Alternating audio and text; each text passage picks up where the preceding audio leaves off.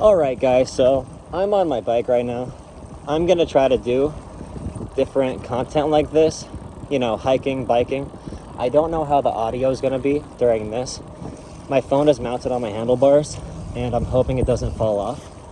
But I do this pretty often because I need to cross train for running. So you cross train like 4 days out of the week. You're usually gonna do like biking in the morning, something that doesn't really pound on your legs. And then in the afternoon, they'll do something that's more demanding running-wise, so like a workout or a long run or something. So a workout would be like you warm up a couple miles, then you do some speed stuff on the trek, maybe hills. A long run would be like 7 to 10 miles for me because I'm not a really long distance guy. If you are a long distance guy, you're probably going to run for a long run 12 to 15 miles at this time of the year. Right now I'm doing like 40 miles a week, which is pretty low. I'm still working my way back to where I was graduating in high school. I was pretty good at that time. Let myself go though, both physically and mentally. So I gotta get that part back, both of those parts back. But anyway, I'm gonna try to record some videos like this, see how it goes. What's on your guys' mind? Riding through this beautiful trail by the water in sunny Pennsylvania, 50 degrees out. So we have a lot of civil disturbances coming, some social unrest. Once Officer Chauvin is fully acquitted of all charges. I mean, I don't think he'll be. I think he's gonna at least get manslaughter, but I don't think that's gonna be good enough to stop people from being really, really mad about it. If it's not some degree of like murder, I don't think anything can be really prevented. But there's some talk of a possibility of a hung jury, which is basically when the jury can't really come to a conclusion. This restarts the entire process. They have a choice to restart the whole process from scratch to retry Chauvin at that point. They'd need a whole new juror and all that stuff. Another possibility, a judge overseeing the case brought up Maxine Waters from California. I'm gonna do a separate video on that, but she said basically if Chauvin is not found guilty on for murder, then we need to be more like confrontational, I think. And she was regarding protesting and protesters when she said that. And the judge said we might have to do, what is it called? I think it's called a mistrial. So a mistrial would be if something goes wrong. So like, if the judge thinks Maxine Water as a representative, if the judge thinks her words are going to influence the case. Because, I mean, when you look at law, we're supposed to look at it as very non-political, a very apolitical, a very tight structure. So, like, nobody in the jury is supposed to consume any outside media. They're only supposed to base their opinions off of what they hear presented as evidence in the courtroom and off testimonies and everything. But if they think like Maxine Water as a representative, if her influence is messing up the trial, they can do another process which is similar to a hung jury, where they restart the entire thing. They could call that a mistrial and redo it. So is that a possibility? I think so. And yeah, I don't know how to feel about that. If it happens because of Maxine Waters, that's going to be kind of bullshit in my opinion. Because it's not like we're sending messengers to whoever's on the jury's house and we're saying like, hey, the jury's members, hey yo, you better roll this way or we're going to get confrontational. She was saying it in a means of protesting, like don't back down. If the state isn't held accountable, then we can't be scared to stay up past curfew or to make a ruckus. And people compare this to inciting violence in general. So like they'll say, hey, you said Trump incited violence by leading his entire support base in front of the Capitol and saying go charge the Capitol. We're going to say this is violence. But I think there's appropriate responses to different things. Like there's artificial, what would I call it? Like conspiracy. Usually if there's a riot or a protest, there's a cause, right? The cause of what Trump did and what resulted in violence was purely made up. Fantastical election fraud conspiracy. Completely untrue.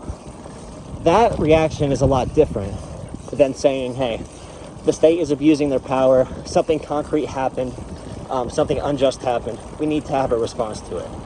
That's a lot freaking different from saying the election was stolen, you need to go and charge our nation's capital to save your daddy Trump. That's a lot different from a point of justification. But it really gets you thinking, because I wanted to put a Facebook post up saying like, hey, oh yeah, by the way, I'm halfway through this ride, so I have about like 5 minutes left. I do like a half hour usually in the morning. But anyway, I wanted to put a post up and say, oh, there's a dog, you're gonna see a dog, get ready. I wanted to put a post up and say like, hey, if there are riots and like Chauvin was released, wait 1 second.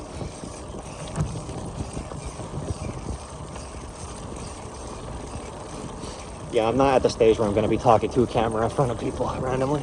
But anyway, if he's released completely like acquitted, not guilty on any charge, then riots would be justified. I want to say that, you know, because that is, I mean, by any standard in American history, that probably would be true when it comes to like a tyrannical force in your using state power to suppress people or to oppress people or whatever. But I can't say that because it's really bad rhetorically. It doesn't come off good at all for communications. It just doesn't work. So instead we have to frame it like, hey, if we do not hold cops accountable when they do this, if we do not hold cops accountable, this is what's going to happen. If you want cops to be more safe, then when a cop messes up, you need to hold them accountable, because this social unrest will come. It is going to come. And I can't blame the people that do it. I'm not going to say it's justified what they do, but I can't blame them at that point. That's really how we have to frame it. And even that's a little too harsh for some of these delicate ears out here in the like Facebook post boomer politics scene. But I think it has to be said. That's why I want to phrase everything we talk about with policing. I want to phrase it as, we are the ones that are pro-police. We are pro-police. You are anti-police. If you want cops to have worse training, less resources, if you want cops to do more jobs that they shouldn't be doing, if you want cops to be in more dangerous situations, you are anti-police. You preventing change is keeping this cycle going, where cops and everybody else is suffering more and more and more. And their inability to change is anti-cop, it's anti-American, it's anti-progress, it's anti-everything good. We don't need to be edgy ACAB people to make change. We can make our point even more powerful by adopting this strategy. I hope this audio is good. I don't know if it will be.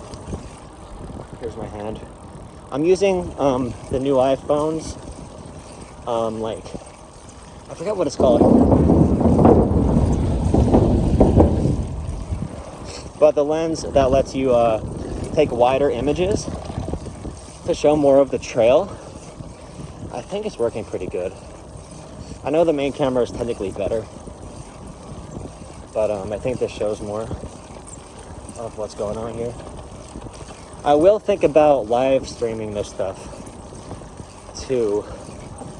If my channel grows again ever, I'll think about that. Should be pretty interesting.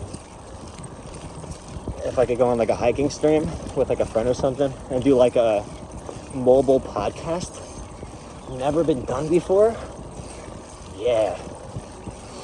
Because like I said, I'm doing this every day.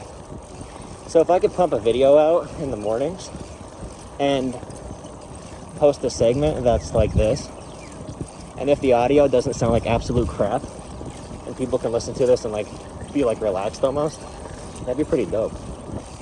Pretty cool. I'm early right now, so you're not going to see a lot of other people running or biking, but there's somebody coming up. I was thinking about the possibilities of recording myself running or streaming myself running. Maybe I'll record myself doing a workout or something, but I can't do it like on my chest or anything.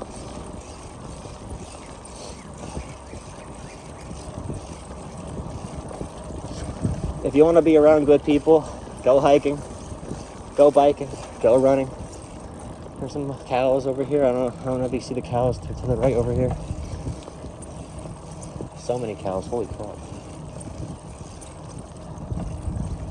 I'll stop next time, sorry.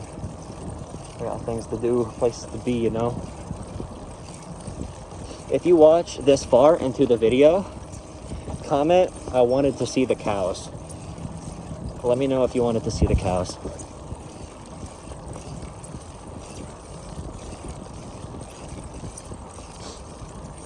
Oh my god, dude. Oh yeah, and anybody who watches to this point, which if you do, you are a soldier.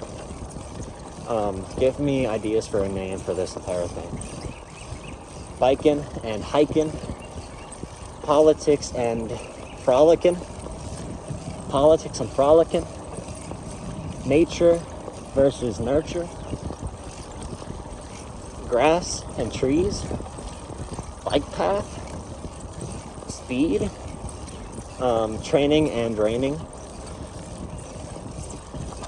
riding a bike, and dunking on Mike from PA. I'm the real Pennsylvania politics man. Mike from PA ain't got shit on me. Simply the way it is. Sorry, Michael. Only one good Michael I know. It's Mike and Ike's. The candy, you know? There's like no other notable people named Michael though. Like Michael, what's that guy's name? Jordan, and there's Michael Jordan, he's not really well known. And Michael Jackson. But other than that, I don't know if anybody knows any Michaels. Really unpopular name. Has roots deep in Antarctica. Some good culture you can find up there. I don't know what I'm saying. Alright, we're almost done. Beautiful. Holy crap, the cars multiplied.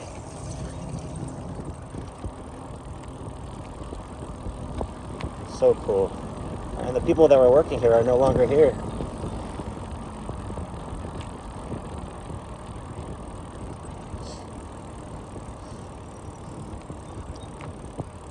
Cool stuff, you know?